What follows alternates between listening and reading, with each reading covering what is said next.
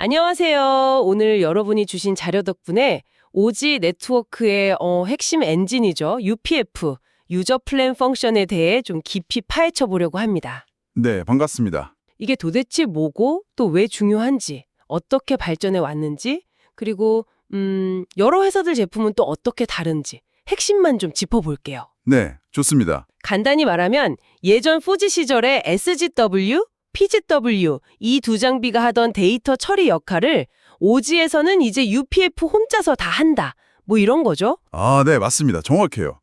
UPF는 오지 코어망에서 여러분이 이제 실제로 쓰시는 데이터 있잖아요. 그 사용자 데이터 전송만 딱 전담하는 일꾼 이렇게 보시면 됩니다. 일꾼이요? 네. 4G하고 가장 큰 차이라면 역시 제어 역할, 그러니까 SMF랑 데이터 처리 역할, UPF를 완전히 분리했다는 거예요. CUFS 구조라고 하죠. 아, CUFS. 네. 네. 그래서 이게 훨씬 유연하고 효율적인 데이터 처리가 가능해진 거거든요. 데이터를 실제로 처리하는 일꾼. 근데 구체적으로 어떤 일들을 하는 건가요? 그냥 데이터만 날라주는 건 아닐 것 같은데요. 그렇죠. 여러 가지 중요한 일을 하는데요. 우선 그 GTP-U 터널링이라는 기술이 있어요. 이걸로 스마트폰에서 기지국, GNB라고 하죠. 네, GNB. 거기까지 데이터 경로, 이걸 이제 N3 인터페이스라고 부르고요. 그리고 또 인터넷이나 외부망, 즉 DN으로 나가는 길목, N6 인터페이스. 여기서 데이터를 안전하게 딱 포장해서 보내주는 역할을 합니다. 아, 포장이요. 터널링이니까. 네. 그리고 QSC 플로우 처리도 중요해요. 제어 담당인 SMF가 N4 인터페이스를 통해서 지침을 내려주거든요. 네네. 그럼 그 지침에 따라서 뭐 영상이냐, 게임이냐, 웹서핑이냐 이런 데이터 종류별로 중요도를 딱 따져서 서비스 품질을 보장해 주는 거죠. 아하. 그리고 요즘 많이 얘기하는 ULCL, 이게 업링크 클래시파이어인데요. 스마트폰에서 보낸 데이터를 딱 보고 이거 게임 데이터네? 그럼 근처 MEC 서버로 보내고 이건 그냥 인터넷이네? 그럼 다른 경로로 보내고 이렇게 똑똑하게 분류해주는 역할도 해요. 와, 진짜 스마트하네요. 그럼 우리가 실제로 느끼는 속도나 지연 시간에 이 QS 처리나 ULCL 기능이 직접 영향을 주겠군요. 바로 그겁니다. 특히 MEC 서비스 쓰려면 ULCL이 거의 필수적이라고 할 수 있죠. 그렇군요. 아, 그리고 사용량 측정에서 과금 정보 만드는 일. 이것도 UPF 갑니다. 유지즈 리포트라고 하죠. 정말 많은 일을 하네요. 근데 이 모든 걸 제어 신호 없이 한다고요? 네, 그게 핵심이에요. SMF가 N4 인터페이스를 통해서 내려준 규칙들, 뭐 PDR, FAR, QER 이런 것들이 있거든요. 오직 이 규칙에 따라서만 움직여요. SMF는 지시만 하고 UPF는 그냥 묵묵히 데이터만 처리하는 거죠. 역할 분담이 확실하군요. 근데 5G 기술도 계속 발전하잖아요. 그럼 UPF 기능도 계속 업그레이드 됐겠네요. 맞습니다. 그 3GPP 표준 릴리즈에 따라서 계속 진화했어요. 렐 15에서 기본적인 구조가 나왔고요. 네. 렐 16에서는 방금 말씀드린 ULCL 기능하고 MEC 트래픽 분기 기능이 대폭 강화됐어요. 이게 왜 중요했냐면 초기 5G에서 막상 써보니 지연 시간 단축에 좀 한계가 보였거든요. 그랬군요. 네. 그래서 엣지 컴퓨팅을 제대로 지원하려면 이 기능이 꼭 필요했던 거죠. 그리고 웰 17에서는 다자간 통신, 그러니까 멀티캐스트, 브로드캐스트 지원하는 MBUPF가 나왔고 또 가장 최근인 웰 18에서는 공장 자동화 같은 데 필요한 초저지연 통신, TSC UPF 지원 기능들이 추가되고 있어요. 점점 더 똑똑해지는 거죠. 이야, 정말 계속 진화하는군요. 그럼 서비스 종류나 요구사항에 따라서 UPF를 설치하는 방식도 좀 다를 수 있겠네요? 네, 그럼요. 여러 가지 방식이 있습니다. 일단 전국 트래픽을 한 곳에서 모아서 처리하는 중앙 집중형이 센트럴라이즈드가 기본이고요. 네, 중앙형. 근데 이제 MEC처럼 빠른 응답이 중요하다. 그러면 사용자 가까이에 있는 엣지 노드에 UPF를 두는 거죠.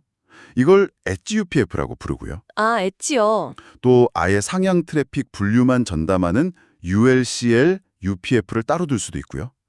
중앙 UPF랑 엣지 UPF를 N9 인터페이스라는 걸로 이렇게 연결해서 쓰는 다단계 구조도 가능해요. 와, 복잡하네요. 네, 좀 복잡할 수 있죠. 그래서 서비스 특성에 맞춰서 최적의 배치를 찾는 게 아주 중요합니다. 그럼 사용자가 이제 스마트폰 딱 켜서 5G 데이터 쓰기 시작할 때 UPF는 이 과정에서 정확히 어떻게 끼어드는 건가요? 그 과정을 아주 간단히만 보면요. 사용자가 데이터 접속 요청을 하잖아요. 네. 그럼 이제 AMF라는 걸 거쳐서 SMF가 적절한 UPF를 선택해요. 이 사용자는 이 UPF가 처리하는 게 좋겠다. 이렇게요. 선택하고 그리고 N4 인터페이스를 통해서 UPF한테 딱 지시를 내리는 거죠. 자, 이런 데이터 오면 이렇게 처리하고 저기로 보내 하는 규칙들, 아까 말한 PDR, FAR, QER 같은 것들을 설정해 줍니다. 네네. 그러면 이제 UPF는 기지국, GNB랑 데이터가 오갈 통로, 즉 N3 터널을 만들어요. 그리고 그때부터 실제 데이터 전송을 시작하는 겁니다. 여기서도 역시 핵심은 SMF가 지휘하고 UPF가 실행한다 이겁니다. 알겠습니다. 자, 이제 정말 흥미로운 부분인데요. 여러 회사들이 UPF를 만들잖아요. 삼성, 에릭슨, 화웨이, 마베니어. 이 회사들 솔루션은 어떤 차이가 있을까요? 이게 또 궁금하거든요. 네, 각자 이제 내세우는 강점들이 조금씩 달라요. 자료를 좀 종합해보면 삼성 같은 경우는 가상머신 VNF 방식하고 요즘 많이 쓰는 컨테이너 CNF 방식을 둘 다 지원해서 좀 유연하다. 그리고 MEC 연동할 때 특정 서비스망, 즉 DNN을 잘 인식하는 기능이 좋다. 이런 특징이 있고요. 유연성하고 MEC 연동. 네, 그리고 LX는 전통적인 강자답게 안정성이나 고성능, 그래서 큰 통신사들이 많이 선호하고요. 주로 VNF 기반 솔루션이 많습니다. 네, 안정성.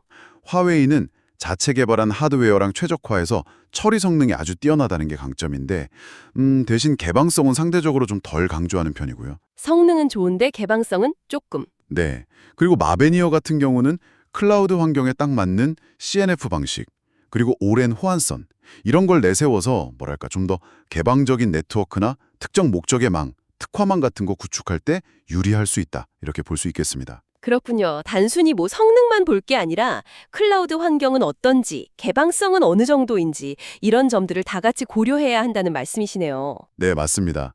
어떤 환경에 구축할 건지, 어떤 서비스를 할 건지에 따라서 선택 기준이 달라지겠죠. 든 거요? UPF는 결국 데이터가 다 몰리는 곳이잖아요. 그래서 성능 병목 현상이 생기기 쉬워요. 아주 중요합니다. 병목. 네, 그래서 DPDK 같은 그런 데이터 처리 가속 기술을 쓰는 게 거의 필수적이라고 보시면 됩니다. 그리고 또 MEC나 네트워크 슬라이싱을 위해서 ULCL 기능을 만약에 사용한다면 이 트래픽 분기 정책 설정을 정말 잘해야 돼요. 이게 잘못되면 오히려 성능이 떨어지거나 서비스가 이상해질 수도 있거든요. 설정이 중요하군요. 그렇죠. 그리고 만약에 엣지에 UPF를 두는 경우 있잖아요. 그럴 때는 해외 로밍 시나리오라던가 아니면 혹시 모를 법적 감청, LI라고 하죠. 이런 기능들을 제대로 지원하는지 이것도 꼼꼼히 따져봐야 합니다. 네, 고려할 게 정말 많네요. 자, 오늘 쭉 들어보니까 UPF는 정말 5G 네트워크에서 사용자 데이터라는 고속도로를 관리하는 핵심 교통경찰이면서 동시에 도로관리자다. 이런 느낌이 드네요. 비유가 적절한데요? 네, SMF 지시에 따라서 서비스 품질 딱 지피고 길 안내 잘해주고 또 MEC나 슬라이싱 같은 특별 도로까지 만들어주고요. 결국 여러분이 느끼는 5G 속도와 품질에 정말 최전선에 있는 존재라고 할 수 있겠습니다. 맞습니다. 그리고 어떤 벤더를 선택하느냐가 단순히 현재 성능뿐만 아니라 앞으로 망을 어떻게 더 유연하게 가져갈지, 확장성은 어떨지 이런 것까지 다 영향을 미친다는 점을 기억하시면 좋겠습니다. 네, 그렇군요. 여기서 이제 한 가지 좀 더 생각해 볼 거리를 던져드리고 싶은데요. 오, 뭔가요? UPF가 점점 더 사용자 가까이, 그러니까 엣지로 다가오고 있잖아요.